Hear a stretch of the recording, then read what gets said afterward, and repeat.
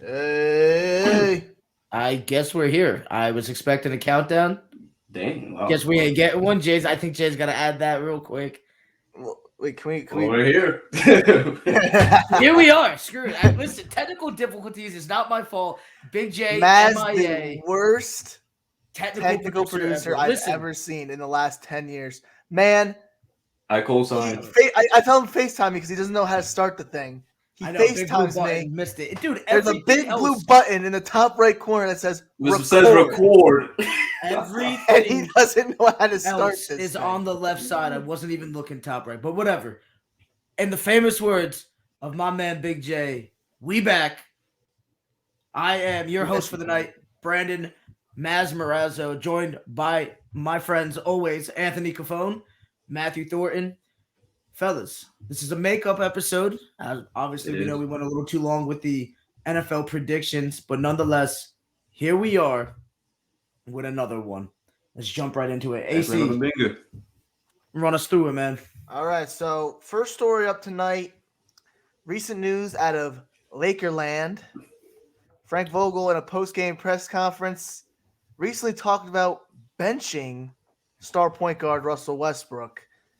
We had to jump right in with this. It's the top story of the night. I know it. I know it's not something you like talking about because, and we generally tend to talk Lakers a lot on this podcast. Listen, but I knew we had to add it. Big story. I knew we had we added it to the topics. I just didn't know we were starting first. It's the biggest story of the night, Maz. Yeah, it is the story of the night. Where do you want to start, bro? I mean, what's there to say? Russell Westbrook is garbage. Frank Vogal, Russ ain't even garbage, bro. Y'all saw that dunk on Gobert? Like, come on. Give the man his props. He has one. That was OKC run. Except for his trash. Yeah, man, I don't even want to hear you talk about Russell Westbrook with your disrespectful having, you know what. Hey, I thought Rondo should have been starting over him, but here we are, right? Vogel chooses to bench him, and look what happened. They lost anyway, so I don't even trust Vogel at this point. You got Charles Barkley sounding off on the Lakers saying this and that.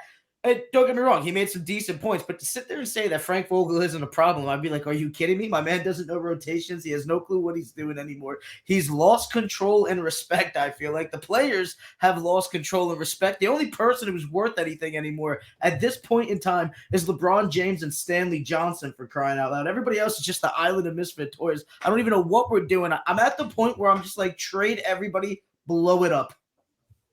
Blow it up completely? Like, no AD? You want to give it an AD too? I don't even care anymore. What's good as AD if he can't even play, dude? He's always injured. The boy's Charmin ultra soft. When he's healthy, he's great. But when is he healthy anymore? Like, even the championship run, he was out like a lot of the season too. Like, come on, man. I don't even know what to do anymore. I mean, let me ask depending on depending on who we're talking, I could be inclined to trade just about anybody in the league, depending on what I'm getting back for it. So I'm gonna ask you this: who would you rather have on the Lakers right now? Like, hypothetically, I know this is almost impossible due to like the salary and all that. Would you rather have Anthony Davis as your second option or Jason Tatum?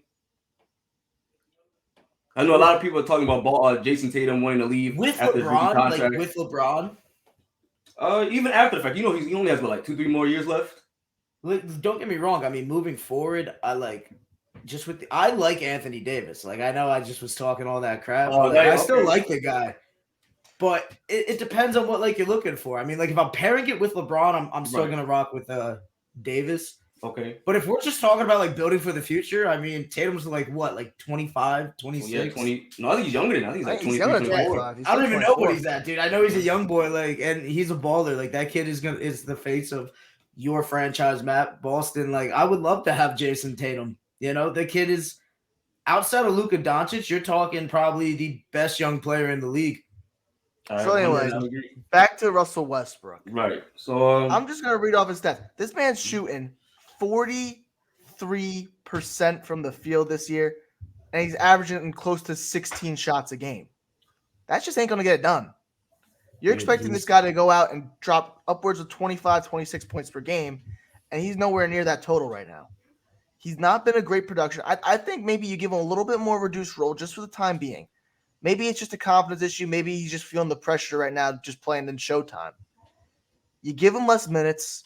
You let him focus on playing with the backups. Let him sort of carry his own rotation, not have to sort of worry about feeding LeBron or worrying about playing with the big stars. Just give him his own time. Let him work around it. I mean, trade deadline's only a few weeks away. You got a little bit of breathing room to figure out what you want to do with Russell Westbrook if you're the Lakers right now. I don't think of course you're hitting the panic button, but I don't think it's time to make a move just yet. Give it a week or two. Yeah, I'm in panic mode. I'm in full-blown panic mode. I'm sorry, Matt. I've been panicking. I've been panicking since AD he's a Laker fan. He's a Laker fan. He's got to be panicked. Dude, I've been panicking since AD went down. Like, I sat here and I was just like, yo, Russ is going to work out. It's going to be all good. We got AD. They're going to run the pick and roll. Finally, somebody to take the ball handling skills off of LeBron. And then, boom. AD what type of panic down. is this, though? Are you worried that you guys aren't going to make it to the finals? Or are you more worried about maybe not even making it to the playoffs? What type of panic? I think they'll make the playoffs. They're definitely gonna make the playoffs. Dude, here's the thing. The one thing, balanced. like, I know I'm wearing like a Miami hat right now, just because, like, listen, this is a fantastic hat. I love it. But listen, the good thing about being a Lakers fan is that you legitimately expect championship or bust. If you don't get the chip, it's not a successful season, and I love gauging it like that. And I know a lot of people are like, oh, that's not how you're supposed to look at it, and all that stuff. But I just totally disagree. When you're a franchise of this caliber, with the history that they have, the players that they've been known to attract, except for the years where you had like Lonzo and Brandon Ingram, and you were legitimately rebuilding. I mean, this was a year where they went all in on it. They traded away Kuzma, they traded away Harrell and Pope, and packaged it for Russell Westbrook. And it was like, oh, MVP caliber point guard coming to the league. He coming to the team. My bad, not the league. Coming to the team, and it's like, okay, granted, he's lost a couple of steps from the MVP season, but he's still a triple-double monster. He should take the ball handling off of LeBron, and everything should work out. Him and AD didn't look great together. Him and Bron don't look great together. The fact of the matter comes down to this. The Lakers have no shooting. The shooters that they have on the team haven't been doing much. Everybody's inconsistent. There's too many people that play 20-plus minutes and don't even break 10 points. There's problems up and down the roster right now. It looks awful, and quite frankly, I'm just ready to blow it all up. Yeah, and the funny thing was, you were mentioning Kyle Kuzma, who the Lakers traded for, and he's having a renaissance year right now in Washington. What else? The Lakers Brandon Ingram did the same thing, man. The Lakers love it. They all do. Alex Caruso. Like all these Lakers young stars that they had, they gave up on it so quick. I mean, they still got a championship out of it, so you can't be so upset about it. Right, but let's also keep this in mind, though. They're the only reason why they're putting up these numbers now is because they're not playing with LeBron. Okay, even if we did keep them, I'm not saying that they wouldn't have slightly improved, but it wouldn't be to this degree because they wouldn't have had the ball in their hands. Especially, what do you mean by we? What does this we keep them? I still look for the I take that back. You're right. Boston fan. I know that you love LeBron, but don't sit there and say we on this podcast. Hold on, man. Hold on. You're right. I'm not we, but the Lakers do have a special place in my heart after that championship run. I must admit. Whatever. Jesus, dude, just jump off the sinking. Just jump off any sinking ship, man. I get it already. Whatever. Tom Brady bandwagon as well. Hey. I have a team. I have a basketball team. It's Boston. Like, that's straight up just like that. But dog, with all due respect, I'm a Yankees fan, Lakers, and Cowboys fan. How are you the bandwagon on this podcast right now? You have to tell us how you even became a Cowboys fan, but let me just get back to my point. We'll get to that one day, but keep it moving, bro. Hit us with your take. So, like I was saying, I know that they probably would improve, but not to this degree because LeBron will have the ball in his hands. Obviously, Anthony Davis. So even if they did hold on to those pieces, I don't think they would be doing what they're doing now on the Lakers currently because it's all about fit, about schemes and all that. Everything on the Lakers runs through LeBron. So I'm happy for these young players that they were allowed to grow. Lonzo Ball, Brandon Ingram, Caruso, all those guys. But I want to say I must give myself a little credit. I was wrong and I was right. Me and Maz, the very first day I met Maz, I remember this. First day I met Maz, we had a debate. Rondo, who should be the starter for the Lakers point guard. And I was wrong about saying Rondo would be the starter, but you have to give me credit. I did call it earlier. I said Westbrook should and would be benched, but I was just wrong about who would be replacing him. I thought Rondo would be there to fill that role. I feel like the Lakers gave up on him early because they never really gave him a chance. No, he wasn't shooting. Huh? Thinking about Rondo? No, I'm talking about the minutes. Why? Yeah, I'm not. I admit he was playing poorly in certain stretches, but he had some very good games too. He was still always a better playmaker than Russell Westbrook, I feel like. But I'm gonna talk about what the issue is with the Lakers. I feel like. Well, let me go back to your Vogel point.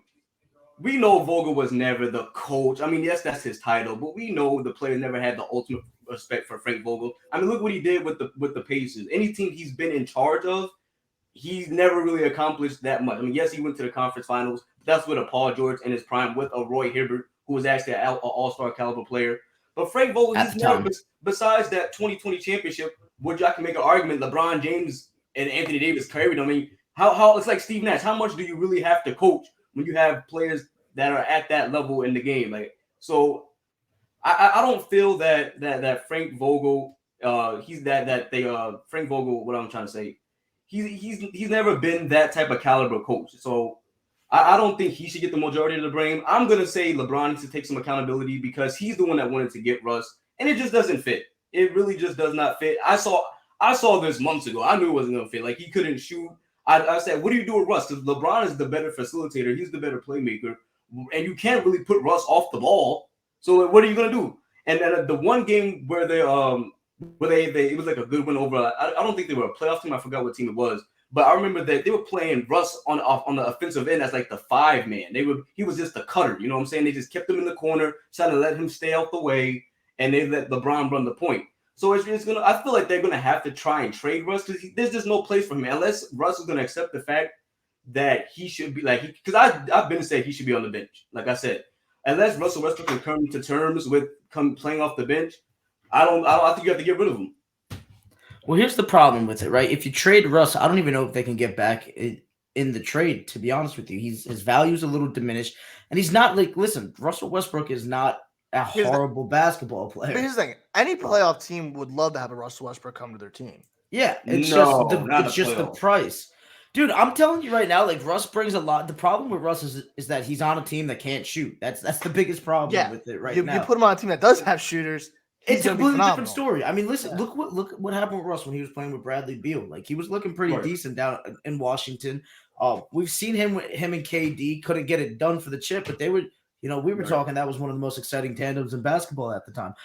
The problem with Russell Westbrook is that he's just not around shooters. I thought it would have worked like this. It would have alleviated some of the ball handling pressure off LeBron. We know LeBron's getting up there in age, and give him some couple of breaks without having to pull him off the court. Russ got the high motor. He's not like the greatest defender in the world, but that high motor allows him to keep up with guys at times. And I really thought him running a pick and roll with Davis was going to work. The problem is, Davis is glass and he can't stay on the court. When they were on the court, the chemistry was looking streaky at times. And now we're just at a point where, hey, the 3-point shooters that you brought in can't even hit the backboard at times. And it's just been nothing but brick house city. So that's the Lakers right now. They're just a brick house because no one can shoot. When LeBron James is your best 3-point shooter on the team, you have a problem. And shout out LeBron. He's really improved. From deep than Malik Monk? Maybe not, but you know what I mean. He's definitely a top 2, yeah, for sure. He's every time you watch the Lakers play, like I've caught mad games this season. LeBron's letting it rip from downtown, and he seems to be the only one doing it at a consistent basis.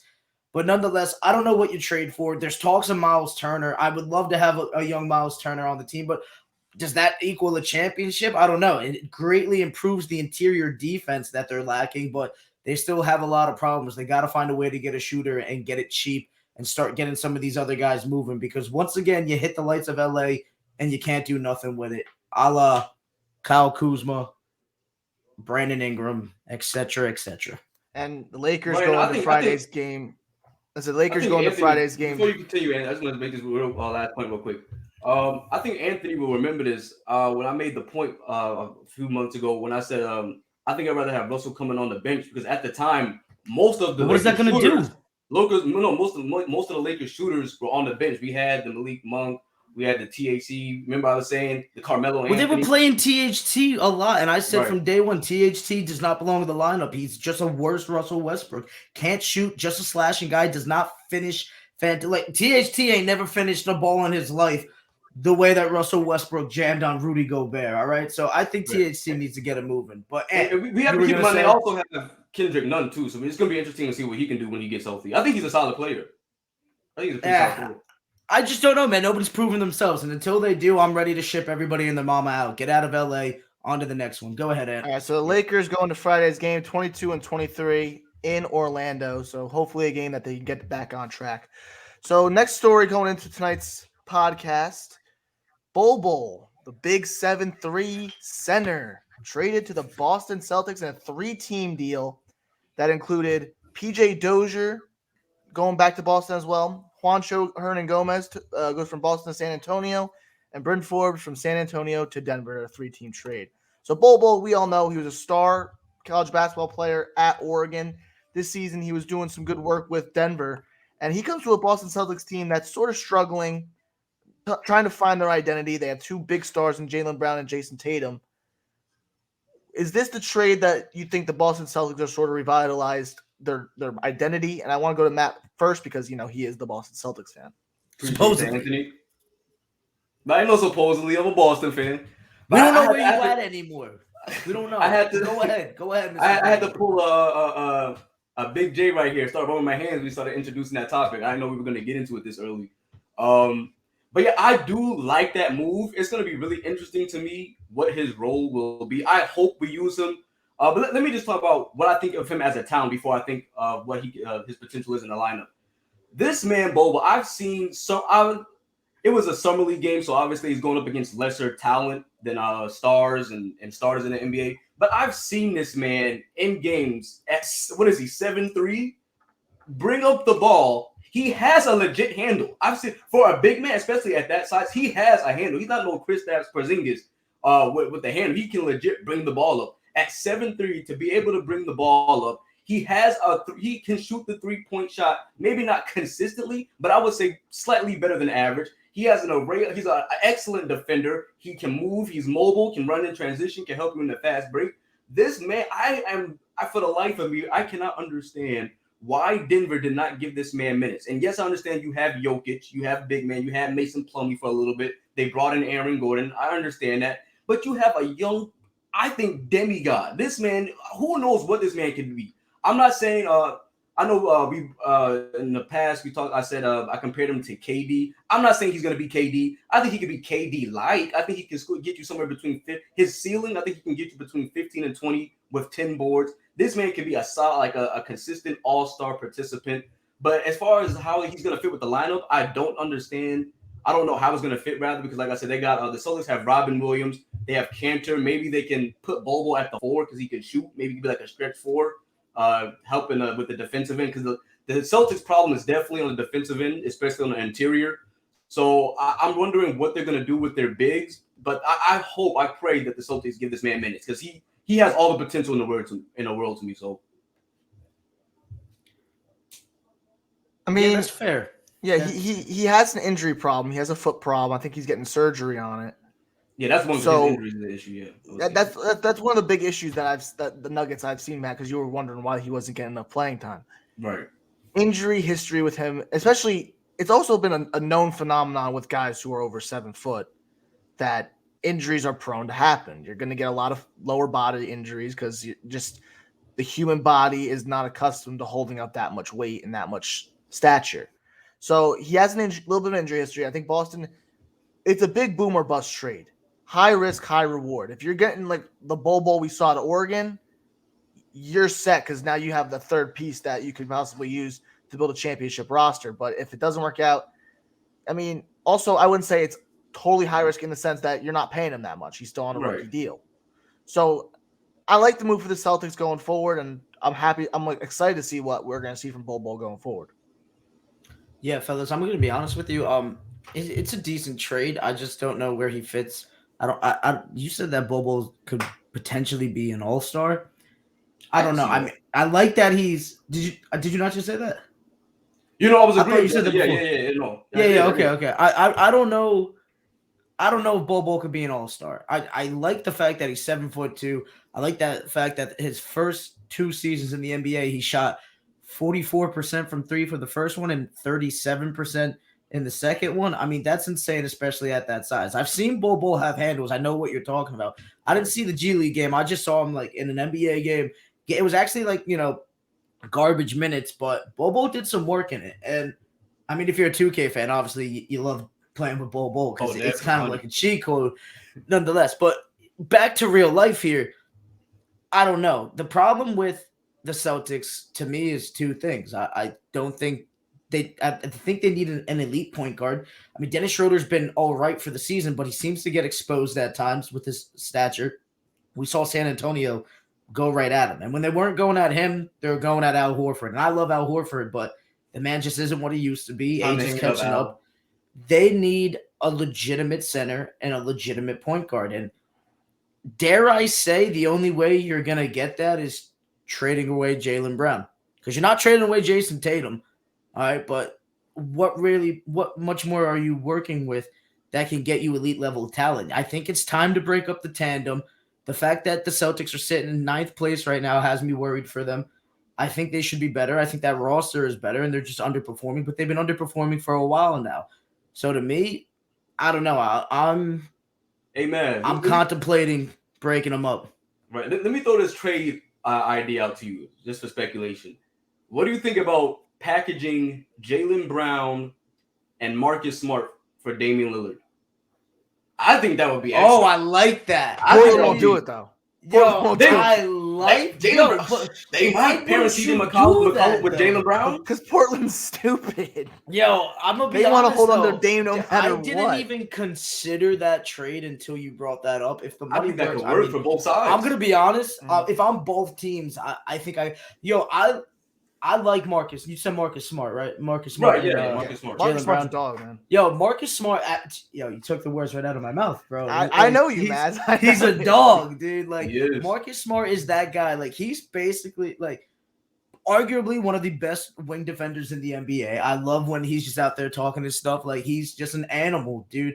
If he could get the offense up, like, he's a serious problem because he's already a problem on defense. If I'm Portland, I strongly have to consider that for sure. I mean, why wouldn't you? But we'll see what happens. All right. The Celtics, I was just going to move on. So the Celtics, a lot of young talent, uncertain future, but we'll see in the coming days what their next move is. So next story I got on the rotisserie here is regard to the young Dukes, the guy out of Duke, Cam Reddish, joining up with his teammate RJ Barrett in New York through a trade with the Atlanta Hawks. And this is a little interesting here. I mean, I mentioned. Yeah, you have RJ Barrett there. You said the two former Duke teammates. And that opens the door maybe for a little bit of a Zion trade. Yo, I'm going full-blown conspiracy theorist right now. I mean, the only merit behind it is one, Zion has said that he loves playing in New York, but everybody and their mother loves playing in New York. I mean, MSG is probably the pinnacle of basketball arenas. The atmosphere is just awesome there. But the fact that he's got his two Duke teammates there, I mean, when does that happen? You know what I mean? When you got just two teammates that end up on the same team, and it just has to be your two boys. Zion, that contract's going to be coming up in a bit. We know he does not like being in New Orleans. They don't have a great basketball atmosphere. Football, completely different conversation, but in terms of basketball, they just don't show as much love as they should be. And Zion is in no rush to come back. I'll say we're going to save this for another podcast, I'm sure, but I could see them relocating it. It's that bad, to be honest with you. And I think Seattle's wide open, but that's farther down the line. I think just straight up the Cam Reddish trade with everything that was a part of it with Solomon Hill and the picks, I really think New York fleeced Atlanta in that trade, sending Kevin Knox and whatever the heck over. They fleeced them. And now when you're looking with the Knicks, I mean, they picked up Kemba Walker and they picked up Evan Fournier. And I was like, oh, this is really all this team is missing is just like two scores, like two guys that like they have the defense, they have the defensive minded coach. You have a guy in Thibs that gets the best out of his players on the defensive end, right? He turns guys that aren't dogs into dogs, and if you can't make it, you're gone. So I'm like, okay, they got the good defense going. You got a guy in Kemba who has been a star at points, but really streaky, and Fournier, who's been solid on offense, but once again, streaky, as we see both of them go from 40 points to like the worst shooting nights you've ever seen. But if you're just looking at the NBA, like the Knicks in particular, like they're not as high as you would expect them to be. I mean, they're sitting at 11th at 22 and 23. I don't know. Are they going to be keeping Julius Randle? Do they move on from him? I don't know. We'll see what happens. I mean, Julius has been doing work for them, but I don't see them being loyal to him, to be honest, especially if they can get Zion, because they've always cared about one thing and one thing only, and that's profit and money. And I see them reverting back to the old ways and being like, okay, we're going to drop Julius Randle. We're going to go try and lure over Zion. And we already got his 2 boys here. And we just care about having somebody that's a generational talent that the fans like love to see. I see them dropping Julius Randle potentially. And shout out James Fody, my boy out there. He said this way before this trade even happened. I was like, Zion is not coming, and I could actually see it now, and I can't believe I'm saying this. I mean, the Knicks this year, they're right now last in the Atlantic Division. They're 22 and 23, and it just looked a little sloppy out there. They've had their performances. I've seen Kemba have some great games. I've seen Fournier have some great games. Randall have some great games. Randall's averaging a double-double right now, 19 and 10. So he's definitely having another great season. He's 27. He's going to be 28 in November. So he's starting to – I wouldn't say he's starting to leave his prime. He's right in the middle of it. But as the Knicks are starting to, But get Zion's younger – 21. as they're starting to get a little younger, you want to look towards guys who can give you more years of elevated play. And I like that Zion deal. And Zion's averaging 25 points for 25.7 for his career right now. I mean, it's going to be up there, man. I mean, obviously you have to worry about the injury history and the way that he's been carrying himself, but it is scary to see with that weight injury. I really think he's trying to pull an AB in terms of just getting, like, remember AB on like Las Vegas was just kind of like, acting up because he just wants out. He wants nothing to do with the organization. I could see him doing that. AB, but less of a head case. Yeah, for sure. I just mean strictly like just trying to force your way off the team. He's making business moves potentially, man. I mean, we saw James Harden kind of do a similar thing with Houston where he came in mad overweight.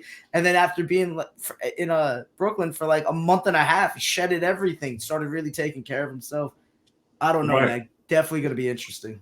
Right, but the difference between that is James Harden did that intentionally. I just think Zion has poor eating habits. That's the huge difference between those two. But in terms of just the trade, straight up, obviously, I do think along with Maz that the Knicks did win this trade.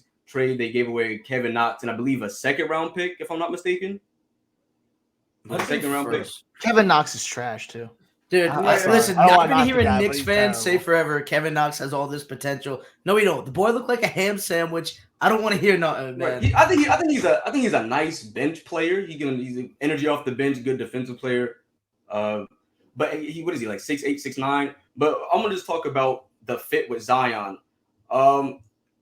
If they do manage to get Zion, I think they're gonna have to move on from Obi Toppin because that would be essentially like having 2 Zion. It would be like having a poor Zion on the floor with Zion. But you put Obi in when Zion's not playing. They don't both at the floor at the same time.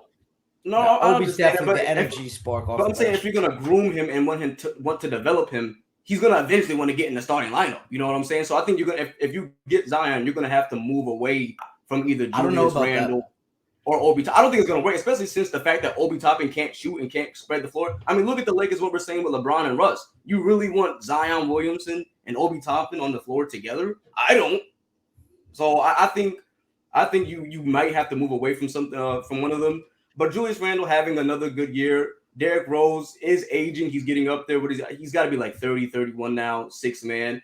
They need. I've been hearing rumors of Derrick Rose potentially retiring after this year too. So I don't know about that. No, he better not retire. I mean, dude, come on, dude, let the man walk into the sunset already. I've been hearing rumors. I want to see Rose. If he's gonna stay, I want to see him ring chase. I'm gonna be honest. I said it. Would you like to see him on the Lakers? I'll take him. I'll take anybody right now. If you can shoot a 3, come to the Lakers, man. I don't care if it's only shooting 35%. You can shoot 35%. Come on to the Lakers, man. But I feel bad for the Knicks. Obi Toppin shot 36% from 3 his first season. So he is having a slump, but I don't know. I don't think Obi's ever going to be a guy that's going to be in the starting lineup in New York. I also don't see him getting tired of not being in the starting lineup because he's from New York. He's a New York kid. I mean, if he's getting mad minutes, getting a solid contract, I could see him just being kind of complacent there. But nonetheless, I mean, what are you going to do, dude? I mean, it's Zion Williamson. Until Obi starts averaging those Zion numbers, it is what it is. So Obi's got to pick up his game. And I love what I see from Obi. He's exciting, dude. You talked about that spark plug coming off the bench. It's Obi Toppin. Guy comes into a game, hits a dunk, and you're like, dude, when did he even come up with that? Wakes the fans up, right? Obi Toppin is one of the best in-game dunkers in the league, man. All right, so Cam Reddish, first career so far, he's averaging 11.1 points per game, 3.4 rebounds, and almost an assist and a half. So he's coming to the Knicks. Big time deal and potentially down in the long run. They're getting depth for a Zion Williamson. They're getting depth, and that's all that matters, man. That like I just said, adds depth, potential lead Zion. It's a good move.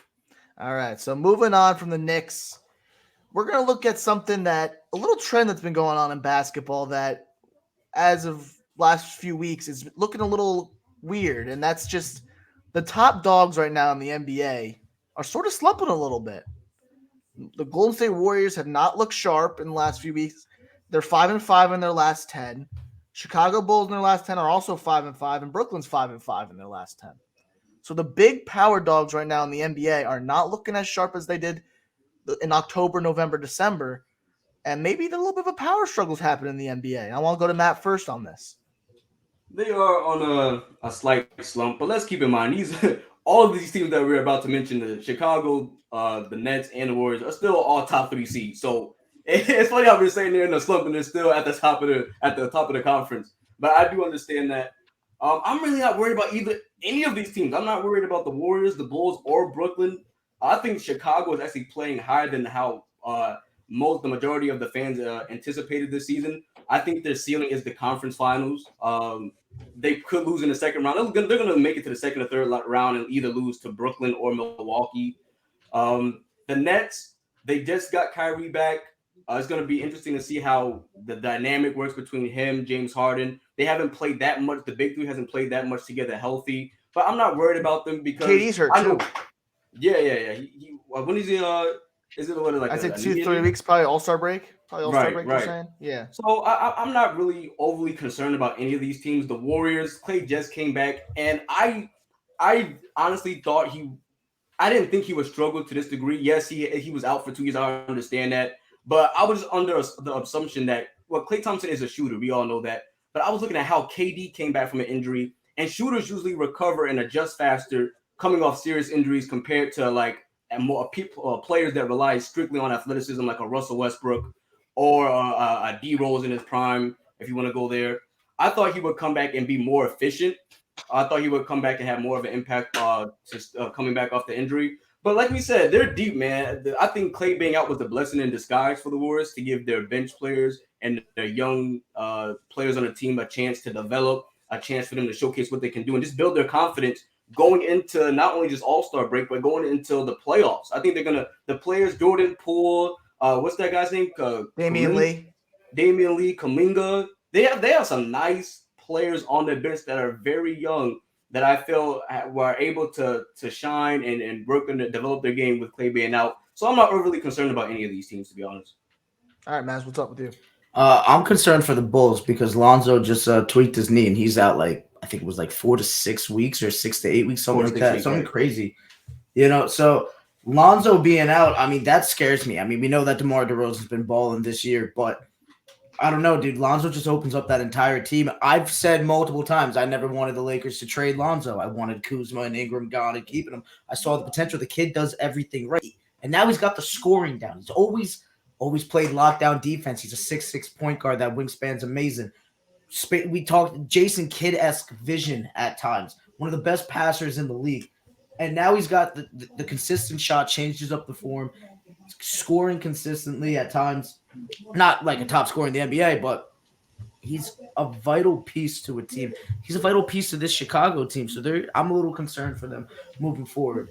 The Warriors, Steph's been in a slump, but shooters end up in slumps all the time, and you'd want to see him in it now than ever because they're still sitting as the second seed in the Western Conference, and the Grizzlies are catching up to him, and the Grizzlies, man. I mean, I know we're talking about teams slipping, but I'm ready to say Ja Morant MVP low key.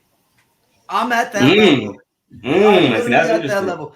You're looking at star talent, man. I mean, Ja ain't working with much, and he's working like he's a young. I have to disagree with that, man. He's got 3 players who are averaging over 16 this year. But they're all young, dude. It ain't like he's chilling with like a Bradley Beal or like a James Harden. The point you're making is here they're not established yet, but they're still putting up numbers. And at the end, but do they do that when Ja's not like Ja is that team, man? That's the heart and soul. I get what you're saying. By far the best player on the team. All the Memphis roster right now. Don't undersell them. I'm underselling because they're all young, just like them, man. It's not like we sit here and we talk about Steph MVP. Fair enough. Steph has a great coach in Steve Kerr. He's got Klay Thompson back now. He's had Draymond Green, who's obviously. Draymond's a star, but he's not like a superstar because he doesn't put up a big amount of points. I mean, it was basically been Ja Morant and Steven Adams in terms of star power. You see Desmond Bane stepping up. I'm pretty sure they still have the kid Brooks. Like they got some pieces there, but without Ja Morant, I don't know what this team looks like. And he's been amazing. And I'm gonna give him his flowers because you look at everybody else. The Suns sitting there with as the first seed. They still got Chris Paul, Devin Booker, DeAndre Ayton. You look at Chicago, you got Zach LaVine, you got Vucevic, you got DeMar DeRozan, Lonzo Ball. The Brooklyn Nets, their big 3. Ja Morant is just getting it done in the West. And like look at Luka Doncic, who's been amazing. The Mavs are 9-1, climbing up the ladder.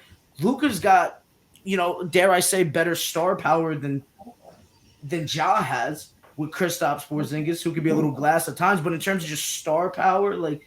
They're looking a little better. It's just something's magical is going on in Memphis right now. And if they stay a top 3, I'm ready to give Ja Morant MVP because that kid is a dog and the most exciting player in the NBA, in my opinion, right now. I want to ask you this, Maz. So what is your concern with the Warriors? Are you saying that you feel Memphis is a serious threat to them in the playoffs? Is that what you're saying? I'm saying Ja Morant is fearless, and the kid is like 21 years old.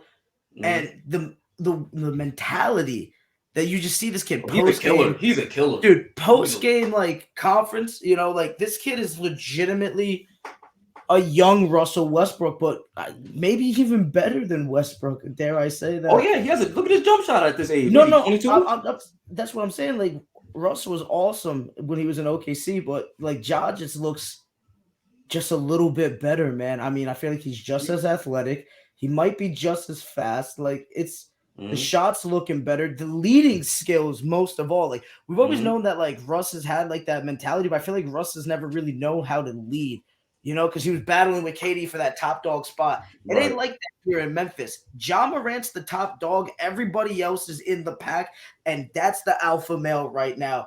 And we're gonna do they're gonna take care of their business because they all know. I don't want to say. Like they're less players because they are young, but everybody knows their role and they're stepping up to higher limits, but nobody's coming for Ja's top spot. You know what I'm saying? So when you got that, everybody competing for each other, like Ja's already leading better at this age than I think Russell Westbrook has ever did in OKC. That's not a shot at Russell Westbrook. He was awesome in OKC. That's saying that Ja Morant is at a new level. Like, yeah, if I'm Steph Curry, the way that he's been playing, I'm worried, just because this kid, I fully believe he low-key could get it done by himself. I'm not saying they're going to win a chip, but they can pose some serious threats if the standings stay the way they are down the stretch. And I do have to slightly disagree with Maz, though, on that leadership part as it pertains to Russell Westbrook, because I did see Russell Westbrook galvanize the troops when KD left and did lead that team to the playoffs. And but his teammates always say that he loves him. They all his teammates that he's ever played with always say great things about him. It's usually just the on the court issues that the teammates have an issue with his play style more than his leadership. Because I've seen when KD left, people thought the Thunder were done. People were just like, blow it up now. They don't stand a chance. And I saw Russell Westbrook take Steven Adams and Canner and these young players and then less value players come in, and they made it to the playoff. Did they make it far? No, they did not. But I still think you're underselling Russell Westbrook as a leader. But how many times do you see Russ take a last shot or just try to take things into his hand when he shouldn't have taken it into his hands? I don't see Ja doing that. Ja has already got that. That's what I'm saying. On the court, yeah, I agree. That's leadership right there. You know what I'm saying? Like play style, knowing when to pick your spots, knowing when to turn it up when you need to take over. Like, that's leadership, man. I agree with that. I've been liking what I've been seeing from Ja. I've been liking what I'm seeing from Memphis. I just like seeing that there are some new teams now. We've been seeing teams like Philadelphia, for example. They've gone 8-2 over their last 10. They're starting to come up. Embiid's been looking like a monster. They need to get him help, man. Yeah, they need to get him a little bit of help, but they've been winning without help. But I mean, you got Dallas, like you said, Matt. It's 9-1 their last 10. Doncic has been going off. Teams that generally have not been playing well last few seasons. Philly, minus Philly. Yeah, I'll exclude the Sixers from that. Have started to play better, and now we see the teams like Chicago, Brooklyn, even Milwaukee's 4-6 in their last 10. Right. Teams that have playing good are starting to play that. And I'm liking to see this little dynamic, this little power struggle I've been seeing from the NBA lately. I'm gonna be honest with you. I think this is gonna sound awful to some people. I think Milwaukee's overrated, man. I think that was a weak championship. Here's the thing with Milwaukee that I want to just say. Wait, what did you say, man? My connection. I said that was a weak championship win, man. I'm not sold on Milwaukee. Yeah. Here's the thing, though, Milwaukee. They've had impressive wins. They beat the Warriors by 40 the other night. Right. What was it last week? Was Clay back when they did that, or was he? Yes, and Clay was back when they did that. Right. Yeah. So they destroyed the Warriors. So they have some impressive wins. It's just that they lose very winnable games, and that's their issue. I think they could definitely be a team that can fight for another championship, but they just got to iron out some of those issues. I mean, dude, those issues are just shooting from the outside. Look what happened with Brooklyn. I mean, you're playing against KD, which is obviously KD's one of the best players of all time, but you get KD, Kyrie Irving's out, and Harden's got the hamstring injury. I don't think it came at a better time for them. I get what you're saying about them slipping, and we always talk. I'm sold on Giannis. That's about it. I ain't sold on the Bucks and Budenholzer, to be honest with you. Like that whole organization, the front office makes moves at times. And the fact that they've got the amount of the amount of caliber players that they got to go to Milwaukee, right? Shout out to them. The fact that they got Giannis to stay, because I swear to God, I thought he was going to Miami. I thought he was going to South Beach. I love Giannis for that too. I wanted him to do it. Like I'm a fan of the Heat alternate logos and stuff, and I'm a fan of Spoelstra, but I can't sit here and tell you I'm a legitimate Heat fan. I just wanted to see Giannis go there. I think him with Jimmy would have been so much fun, but nonetheless. I want to ask you guys this real quick before we move on. Who do you have leading the MVP race between DeMar DeRozan, KD, and Steph? Who do you think is the ring tie right now? Probably DeMar at the moment. I think it's DeMar. I mean, I love KD, but he's going to be injured next few weeks, so he's going to take a little bit of a He's going to be falling, you know. Curry's been playing like garbage last few weeks, and I just like DeMar. He's been more consistent so far this season. And then doesn't he have like 3 buzzer beaters in like the last month? Or like month and a half? Ridiculous. This man is absolutely clutch. He's always been somewhat clutch to an extent, but it never translated to the playoffs, and like what we were saying with right. That's what I was going to say. We've seen DeMar DeRozan on the Raptors have the first seed and did not do anything in the playoffs. So I do like this team, this Bulls team more than any Raptors team with DeMar DeRozan on it. But I am interested to see, will he keep this level of play and clutchness in big games in the playoffs? I'm going to be really interested in keeping my eye on that on DeMar DeRozan. Oh yeah, for sure. And I just be honest with you, if you just look at like the key rankings, like DeMar's sitting there at 5th, Giannis holding down the number 1 spot, KD's at 3, and I think he's going to be falling. They're really, giving it to Jokic because of the win shares, because of when he's off the court, the team is just absolutely abysmal. But I don't know, man. I said a few podcasts ago, I thought Nikola Jokic is a top 5 player in the league right now, and everyone laughed at me.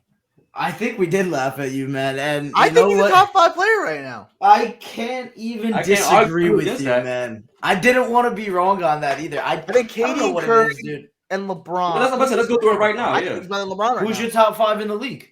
I think KD, Curry are definitely in there. Jokic. You can make a case for Embiid right now. And then maybe Ja. At the Ja. moment, that's what I think the list would be. Okay, I don't hate the list. I'm gonna be honest. Jokic is very good, man. It's just I can just think of guys I'd rather have over him. You know, LeBron James is still putting up numbers. You know, if you don't have LeBron James in your top 5, you're crazy, especially at this age. I'm a Kobe fan for crying out loud. I love LeBron right now because he's in a Lakers uniform. If he wasn't on the Lakers, I'd be hating. I'm gonna be honest. You know, but I respect him for what he is, and especially what he's doing right now. Still mad about last year. We already talked about what happened in the playoffs. I'm still salty about that. But I got LeBron. Steph, even though he's in a slump, it's got to be up there. I think Giannis and KD absolutely have to be up there. And then I forgot about Giannis. Sorry about that. I forgot. You know, about you got Giannis gotta be in Giannis. You know, so that's your 4. And then I like that you put Embiid up there. You could talk about Jokic. You could talk about Ja Morant. For me personally, I think the West is looking a little harder this year.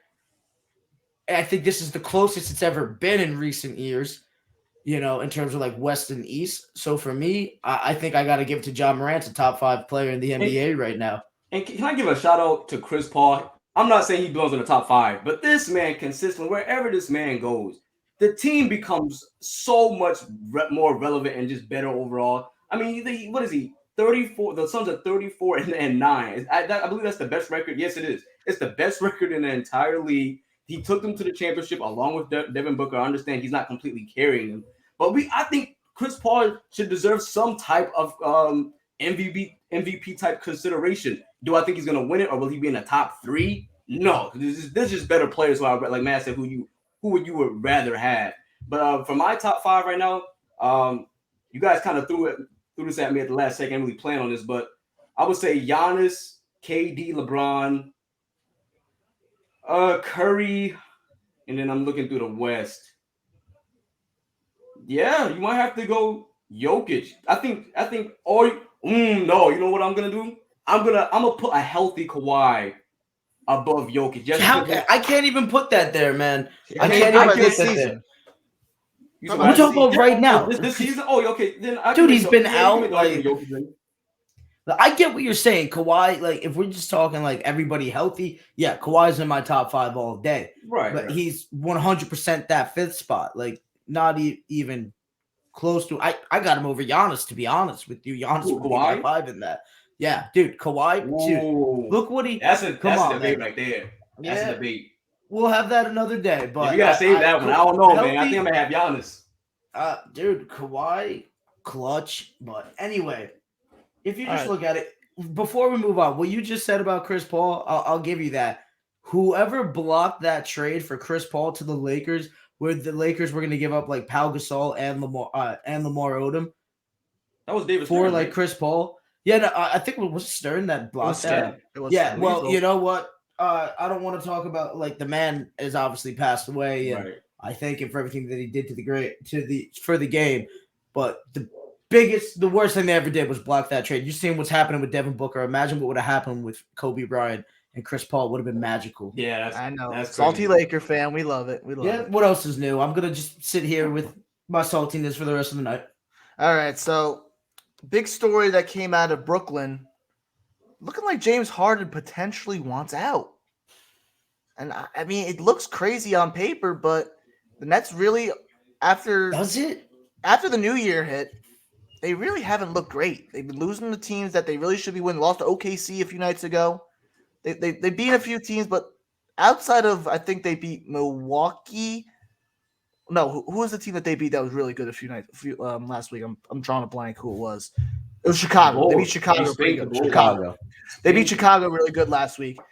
But outside of that win, they really haven't had too many marquee wins this season. And I don't blame Harden for really wanting to see other options.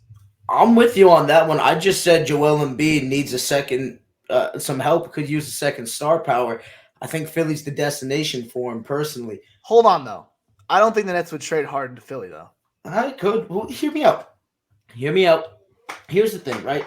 I'm not sold on the Brooklyn Nets like I was a little bit ago. And I've never really been sold on them.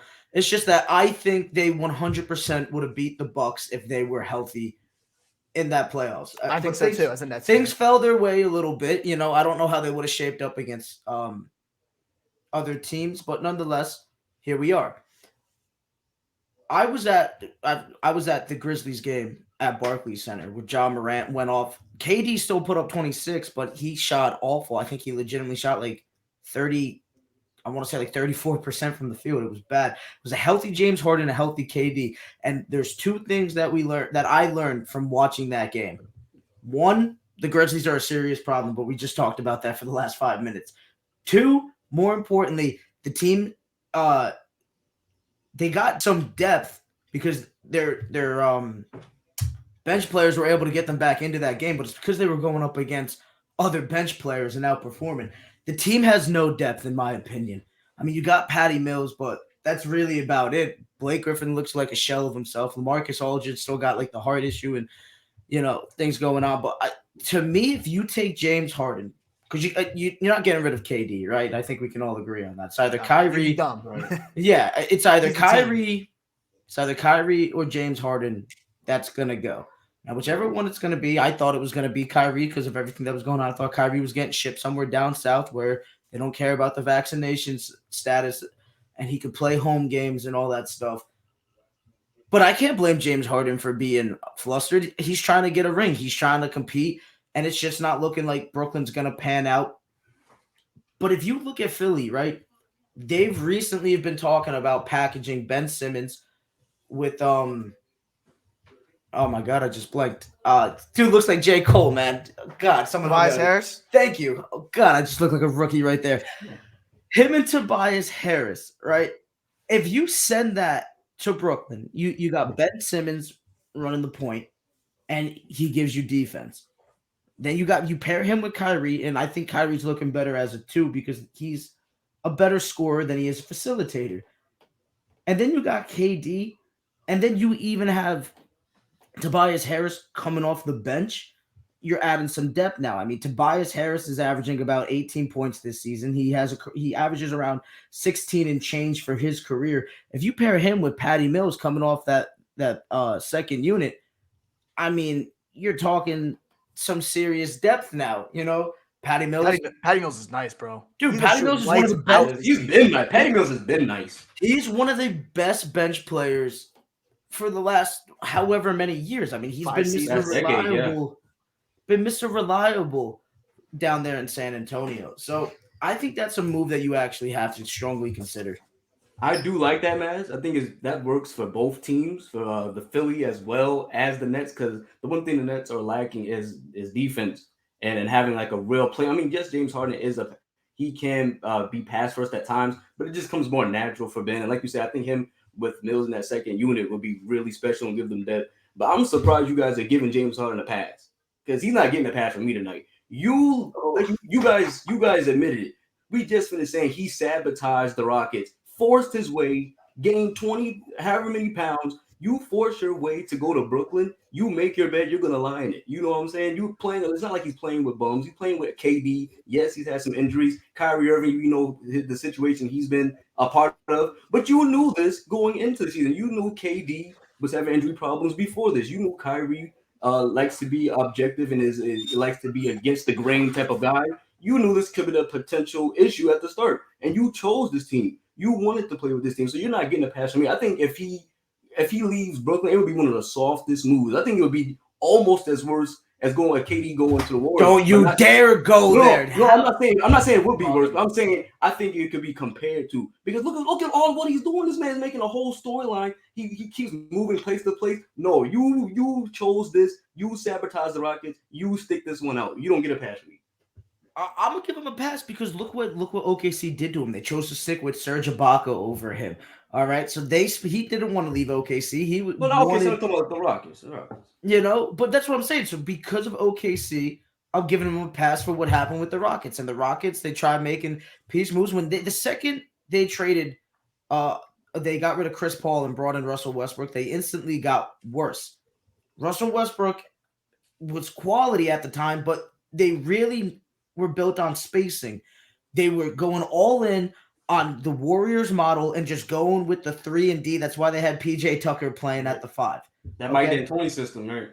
Yeah, and so he's kind of been wronged at every place where like he's went. I kind of feel like, See, I have to disagree. Maybe him and CP didn't get along. Maybe that's why they. I mean, Right. that's definitely had to play a part in it. Him and Dwight Howard didn't get along. So maybe James Harden might be the headache of. But here's the thing: the Nets are one of the worst defensive teams ever, possibly the worst. Because they have so much firepower out of the 3, that's what it makes up for. But now Kyrie Irving not only has an injury history, is also a headache. Correct me if I'm wrong, anybody. No, I'm not arguing that. Okay, KD has a little bit of a injury history and a little bit of an ego at times. You know, and when things start falling apart, James Harden definitely got the ego. I could definitely see that just being a toxic locker room and having to deal up with that. He's just like, dude, I'm wasting my career. I'm trying to play championship basketball. And Philly, it's not like I'm joining a super team. He'd be going to Philly, trading 2 of Philly's. Obviously, Joel's their top star. Their next second best pieces are Ben Simmons, even though he's not playing. And then obviously Seth Curry or Tobias Harris, take your pick. But they're giving up 2 big pieces for James Harden in that trade. It's not like he's going to a super team here. He's going to help build them up and go compete with another star. So to me, it's different. I like James Harden, and I can't blame him for not wanting to be around the circus that is the Brooklyn Nets. I understand that, but like I said, he knew all of the potential of all of this from the beginning. He's familiar with these 2. He played with KD. And like I said, I'm not giving him a pass, even though I understand his OKC was cheap and didn't want to pay him a measly $4 million to keep him. I understand that. But look at all he had on the Rockets. He had a 3-1 lead. They've gotten him a sidekick every year he's been there. He had Capella. I understand Capella's not a crazy superstar, but he's a valuable center. He had Capella, he had Chris Paul. They brought in Russell Westbrook. I think Russell Westbrook was a better fit on the Rockets than what he is on the Lakers. But he's not like he hasn't had pieces around him. And for him to just bail out on the Rockets and now just bail out on the Nets, it's not even they're not even having a major issues currently with the Nets. I think they're just starting to come together. I think he needs to stick it out and have to just ride the wave and go into the playoffs. No, dude. You don't think that's soft for him? I don't think that would be soft. No, I think because Philly's more of a challenge. I think going to Brooklyn was soft. I don't think he chose to go to Brooklyn.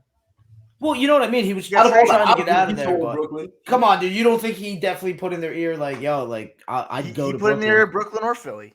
He didn't care. Yeah, he just wanted to get out. But I don't think I would. And what do you think is more soft, man?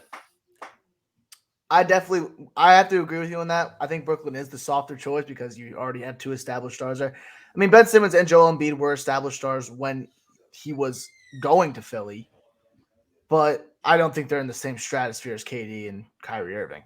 For sure. I mean, JoJo's getting up there right now. Yeah, for sure Embiid's getting up there. But Embiid's been a top 3 big man in the game regardless for the last couple of years. He might have slipped to that 4 spot when AD's healthy, but right now he's the 3rd best big man in the NBA. There's some people that prefer Joel Embiid. I mean, there's a certain host that we know on a certain show that we love bringing up here, but I ain't catching them fine, so I'm not going there. He said that he'd rather have Joel Embiid, and quite frankly, over Jokic, and that's a debate. I prefer Jokic. I like JoJo better than Jokic. That'll be something we'll talk about next time. When we have Jay, we have a split panel on this. Yeah, but I want to say one quick thing before we move on. I want to say if he does end up moving to Philly, I would look at James Harden differently because everywhere he's been, there's been locker room issues, there's been on the court issues. He's failed to put them over the top, and he's bailed on them. I mean, just look at his resume. But you cannot blame him for the locker room issues that happened in Brooklyn. I'm with you on the ones in Houston. Yes, you cannot blame him for the one in Brooklyn. I get what you're saying, but because if it's a harder challenge, I got no problem with it. Yeah, so with the Nets now sort of in a little bit of a downward spiral with the KD injury, the Eastern Conference is wide open. We were talking about it earlier. We like the Bulls. I mean, the Nets are still up there, I'd have to say, but Bucks, I think you got to mention Miami, of course. They're the 2 seed right now. Philly's 8-2 in their last 10. Cleveland with all that young talent.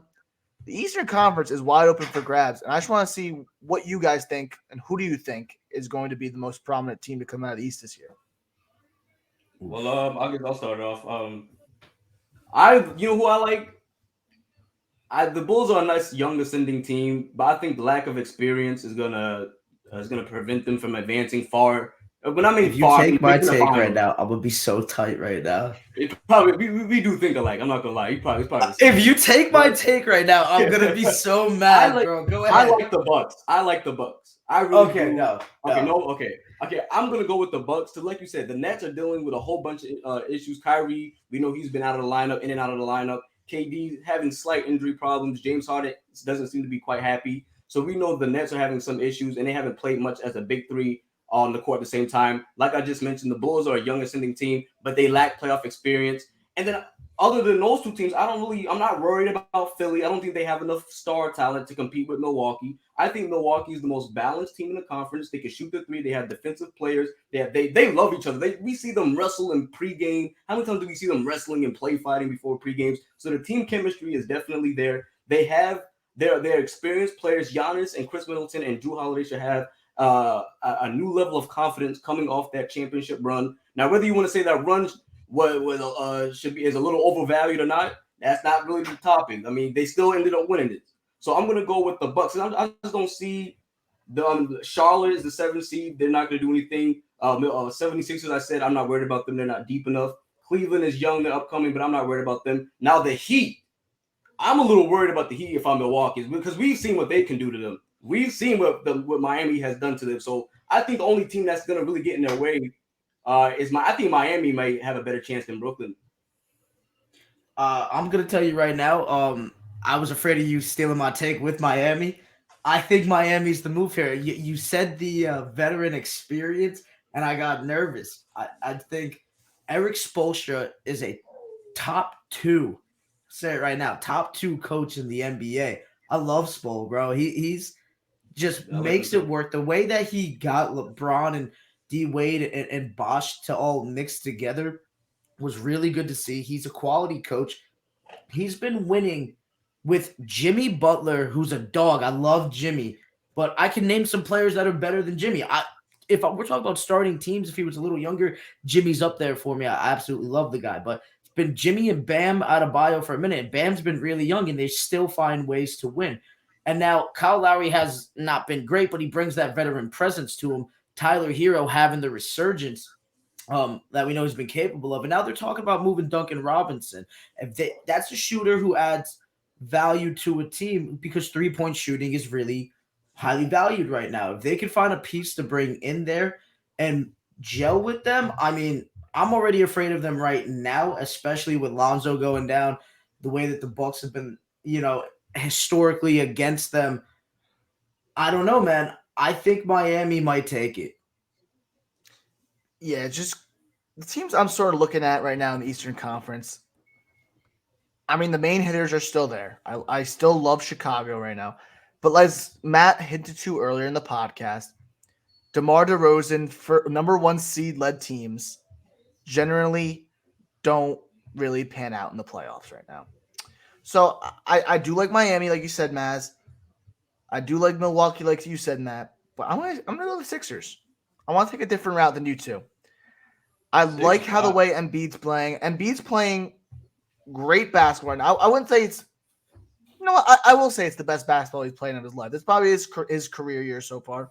He's averaging 28 points per game, 10.6 rebounds, 4 assists to add on it with a steal and a block per game. So he's playing phenomenal. And then Tobias Harris, of course, we were talking about maybe him getting shipped off for James Harden.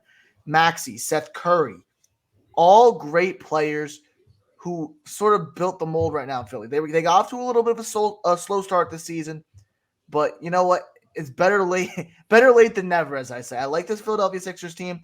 A lot of teams in the Eastern Conference that we said earlier are slumping right now. I could definitely see the Sixers sliding up into a top 3 seed come the end of February, more than likely. I'm going to ask you guys this. If, let's just say, hypothetically speaking, Ben Simmons comes back to Philly and he plays, what do you think Philly's ceiling is if Ben Simmons comes back? Let's not throw it to Andy. Eastern You Conference. pick Oh, one. go ahead. I still think top 3 seed probably, and yeah, maybe like an Eastern Conference Finals bid. But I'm talking about them as an up and coming team still. I think the move is to get Ben Simmons out of there. I just think the damage is It's already unrepairable. done. Yeah, it's too far, man, and I don't think him coming back is good. I think they need to move him before the February 13th trade deadline, I believe it is. February 10th. February 10th. My bad. That brings me to the next story after this. After The you're third, done, I'm pretty I'll sure the story. February 13th is pretty sure that's the Super Bowl. I could be wrong on that. Yeah, I think you're right. February 10th trade deadline. I'm looking to move Ben Simmons, and we saw them shut down some trades earlier, but they got to get him out of there. If he was there, I mean, I think it's an Eastern Conference. I think the ceiling is an Eastern Conference Finals and losing. You think they'd be better than Chicago if they had been? Or Debatable. Miami? I think they could be better than Miami. Just looking at like the matchups with it. I'm not. I still like Chicago over them. If James Harden goes there, completely different story. Yeah, now we're talking. That's some serious firepower right there. All right, yeah. So, Maz, you brought up the February 10th trade deadline, which brings me into my last story of the night. Trade deadline February 10th, a lot of potential deals going on. What are your big potential trades that could happen before the deadline? I'll start with Matt on this one. Well, I already threw out that Jaylen Brown, Marcus Smart trade for Damian Lillard. But I don't know how the money works in that situation. I don't know what trades I would do. I'm trying to think of a trade I would want for the Lakers, but I don't know who would want that Russell Westbrook contract. And what does he add to? Like, does Russell Westbrook put a team over the top at this stage in his career? Because I don't think so. I don't think much is gonna change in the situation. I think Maz brought up a good point that I think Miami is one piece away from actually becoming they're already a contender, I would say, but be actually like a top 2 or 3 contender in my opinion. I think they are one player away. Maybe they could try and get. I'm trying to think. Maybe. Oh, even who would you give up? Because they just got the Kyle Lowry. He's playing excellent. He's averaging 13 and 8. And Kyle Lowry has actually been an underrated playmaker for the Miami Heat. He's very underrated in that. Been department. shooting awful though. He's been. Yeah, I do see that. I'm looking at his stats right now. But I do like Kyle Lowry. He brings veteran experience. So I don't really have any trades in mind at the moment. I don't think much is going to change by the deadline. Maz, do you agree with that statement? I don't know about for the Lakers trading at the deadline, but as we know, this could be one of the most exciting times in sports. We all know the most exciting time when it comes to like players moving around, NBA free agency, absolutely the pinnacle of people paying attention. Correct me if I'm wrong there. It's the most exciting time of the year. That first week of July is always it's the most exciting time. You're on Twitter 24/7, But it's also the same time. Woj hitting it up and stuff. I mean, listen.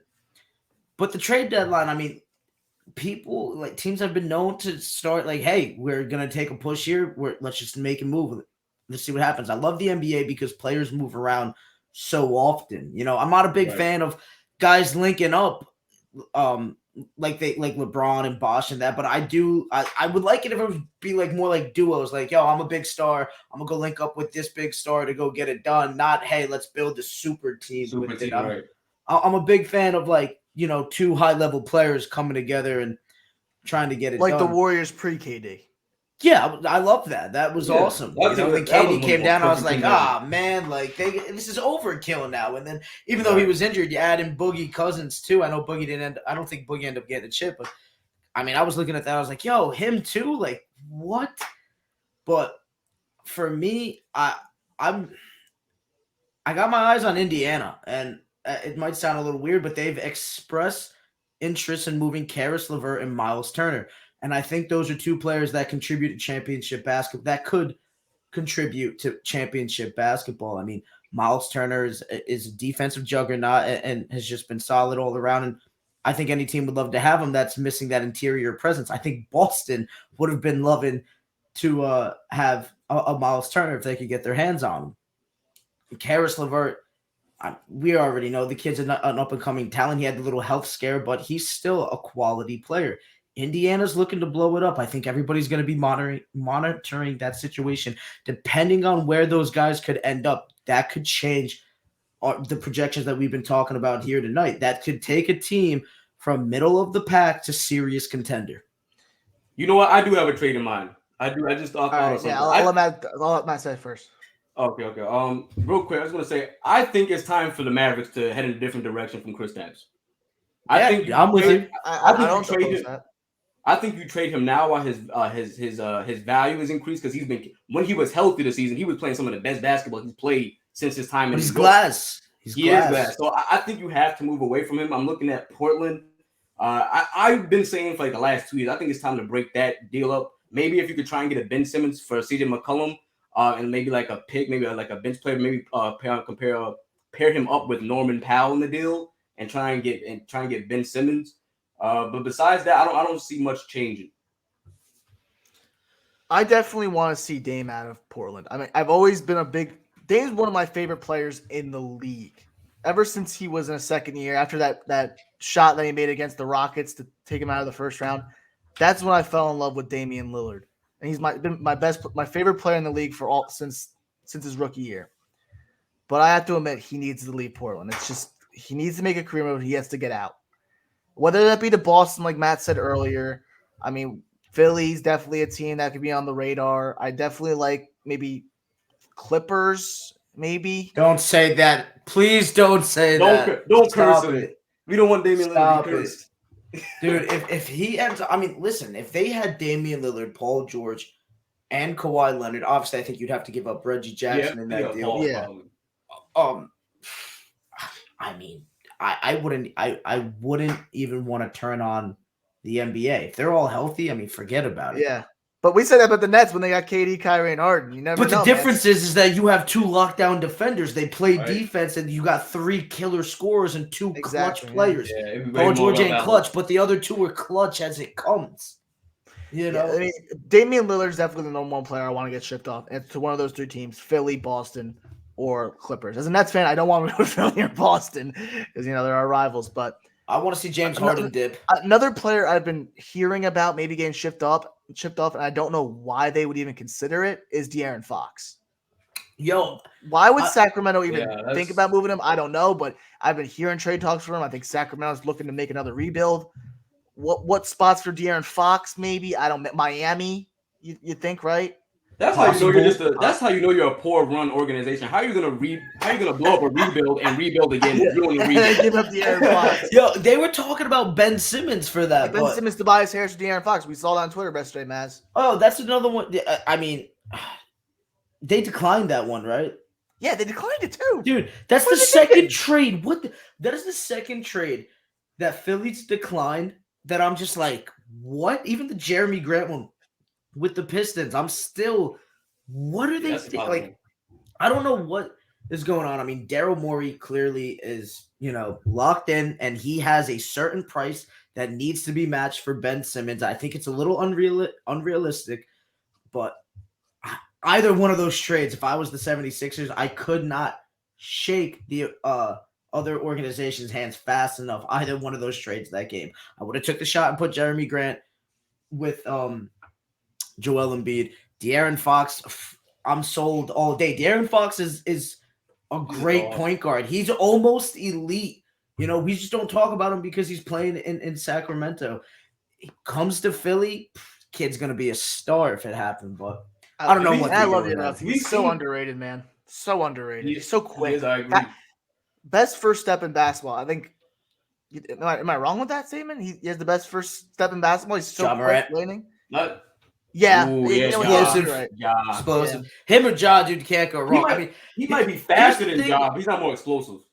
Dude, am I crazy in saying that they kind of remind me of new age John Wall and Russell Westbrook? And you forget Derrick Rose. I think John's closer to D Rose. You think John Wall might get shipped at the trade deadline? Dude, that's a big contract, dude.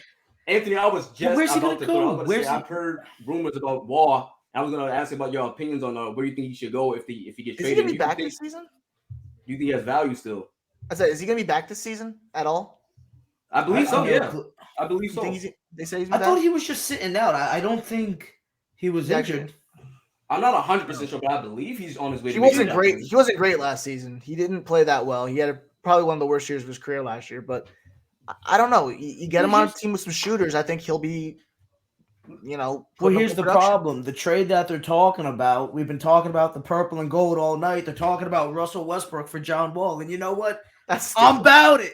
Come I'm about on, it. man. I don't think- care no, at I this point. Just if it's straight up, if the deal's straight up, I don't care. Keep it moving. I don't anything. I don't care, dude. I have to agree with Matt. I think John Wall would be a slight better fit on the Lakers than Russell Westbrook. It's pretty much the same package, though. You're not improving that much. But do you still believe that John Wall can be a starting caliber point guard? I don't know. Yes. I have think no so. clue. Yeah. I don't think you give him as many I do too. minutes. I think you lower his minutes a little bit. Maybe instead of 40, you give him like 34. No, I can't. I'd like to see him on Boston. Boston. I'd like to see him on Boston because Boston needs a point guard. Like as Maz mentioned, man, we. But you're not giving essentially- Jaylen Brown for him. No. Oh no, absolutely not. Right, we would just probably give. Yeah, him I'm not Marcus even Smart. giving up Marcus Yeah, I don't Smart think for you do that John either. Wall, dude. If you get him, you have to give up something. But I don't. Would I give up John Wall? I mean Marcus Smart for John Wall?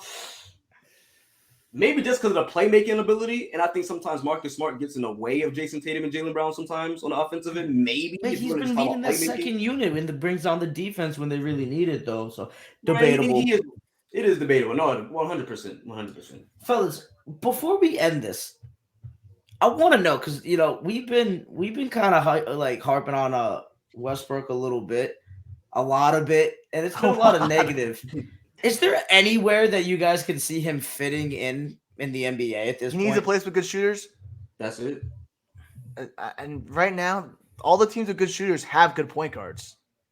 So I really don't see a team right now at the moment. I think you just got to ship him off to a team that's not that great and just let him be the guy that's going to sell tickets. I'm not gonna lie to you. Wherever he goes, I think their ceiling is the second round because he has just too many flaws in his game. He's not clutch, turns the ball over, As Maz mentioned, he makes the worst mistakes in the most critical moments. He's not, as you guys said, he's not a great leader. So he's not a great leader. He can't shoot. He hasn't done much in the playoffs when KD left. And when KD was there, they couldn't even get over the hump. They blew a 3-1 lead. And he's older now. And Russell Westbrook is the only player that I can think of in the history. I've been watching basketball for over a decade. He's the only player I've seen get worse at shooting as their career progressed. I mean, look at Jason Kidd. Even look at Rondo. You can talk about Rondo being washed. He shot 40% What about for Ben the last Simmons? 2 years. I won't consider him a superstar yet. Not yet. He hasn't hit that mark yet. I think he's a solid all-star. But as far as superstar, he's the only all-star caliber player that I've seen get worse at shooting. Ben Simmons has never been able to shoot. He came into the league like that. Russell Westbrook and OKC had some semblance of a jump shot. He had a mid-range pull-up. He was never a good three-point shooter, but he was all right. It was decent. I mean, you had to respect it at least. So I don't know what his value is at this time. I think I might take John over him, like Matt said. Call me crazy. I want to see a trade with the Knicks and Lakers, and I want Kemba to come to the Lakers. You said that. Now a few you weeks want ago. Kemba. I don't agree with it. I want it to happen, dude. I mean, listen, I think it can work for both teams. Dude, I like Westbrook too. That's the worst part. I got on here and I said it's gonna work. I think it's gonna work. Really think it's gonna work. But I've accepted right now that it's not working. He's not the main problem, but nobody else has value. He's the only person that I'm willing to trade that has value. Only two untouchables, and AD's really starting to piss me off. So he might end up touchables if he keeps it up. But LeBron and AD are the only ones I'm not willing to trade. Westbrook, I think, is the only one on this team that has value for an impact player. I think Melo has value still, but I was about to say that. Do you think they could package Melo and Westbrook and get something possibly? It's really that contract, but I don't know who would want to take that on because I think both can contribute to winning basketball, especially Melo for teams looking for a six-man, kind of in that Andre Iguodala type role with the Warriors, but not playing defense, just as an offensive boost instead of a defensive boost. Westbrook, it would have to be a team who's looking for another ball handler, and it might have to be a second unit at this point. He could work. I thought he was doing fine with Bradley Beal, but The Wizards weren't doing much. I don't know. I've mentioned Philly at times, but I don't even think him and Embiid, they got the history. I don't know if that would work. Maybe, dare I say, Minnesota, but I don't even know. I don't even know who you would trade. Yeah. You know, I mean, like, listen, right? You got Anthony Edwards, right? You got Cat, and then you got Russ facilitating. I mean, I don't hate it. Cat's probably the best shooter in terms of centers, and then Edwards is a scoring monster. I think Westbrook could have value there. I don't think that's I don't hate the take. but- I don't hate the take. You know, I would like to. I just want to see Westbrook But- right off into the sunset. Go help out another team. I wish you he could get nothing to- but the best. Give him a Thank you ring. for coming to the experiment, the circus that is LA. And I'm sorry that it didn't work out. I'm very sorry it didn't work out. But All right, so I nonetheless. think that's all we have for you guys today. Great show, Jay. MIA today, but we did what we could without him. Big J is J- MIA. We'll see it. We'll see him on Tuesday when we record again. But we split up these two shows this week: one football, one basketball. Maybe something we'll look to do in the future. We're gonna do our divisional round recaps on Tuesday and our conference predictions. That shouldn't take as long. So, Hey, but find us on Spotify, Apple Podcasts, wherever you get your podcasts, YouTube as well. Any other last remarks from you guys? Yeah, just honestly let us know. We've been talking about doing the two shows, splitting up into basketball and football instead of just a 2-hour show for a while. Let us know what you think. We're just experimenting with it, seeing if it works with like the schedule. Nonetheless, you're getting your hour, at least an hour of basketball, at least an hour of the NFL when they're in season. But you know what it is. JJL Sports Podcast. Matt, anything you want to add? No, I'm good, man. Good show, man. I'm interested to see what's going on with the future of the NBA, especially going into the All-Star break and towards the playoffs. NFL, like you mentioned, we got the divisional round. We already given our predictions in the last episode. So if you haven't seen that, please go watch that. But like I said, good show, guys. Good stuff. Hey, once again, I'm your interim host for the night, Brandon Masmarazzo, joined by Anthony A.C. Cafone and Matt Thornton. We are the JJL Sports Podcast. Have a good night.